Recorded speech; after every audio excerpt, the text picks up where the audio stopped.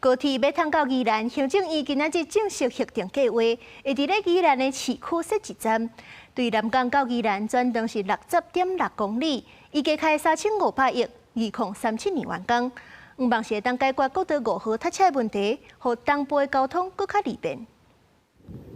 位於宜蘭市瓦近行政中心這一片土地，就是未來高鐵宜蘭站的預定地。行政院正式核定高鐵延伸宜蘭計劃，在地人有其他要疑慮。應該是沒有什麼需要。我是覺得是到台北那邊搭車也是很方便的，很快啦，這樣。對，這些很快，也不用高鐵了。對對，交通到宜蘭，我想整個發展就到宜蘭了。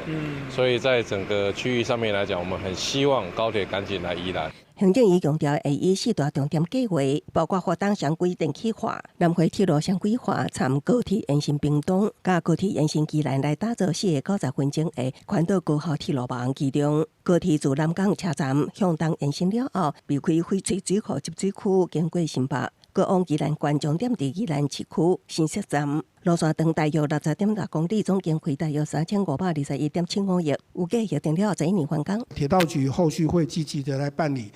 民間參與的招商、都市計劃，還有用地取得跟工程設計的相關作業。未來延伸段的這個系統的一致性與服務的這個串接，台灣高鐵公司將非常有意願的配合來做這個東部高鐵的營運。鐵道局也指出，高鐵宜蘭站特定區計劃，宜蘭縣政府已經完成初步規劃草案，後續會依法完成政策環境影響評估公開展覽說明會，也有多次計劃審議等法定定數。核定的高鐵延伸宜蘭計劃，那我覺得這是一個非常不負責任的事情，我們就會需要擔心後續的開發是不是會一樣遇到一樣程序不足，一樣會有一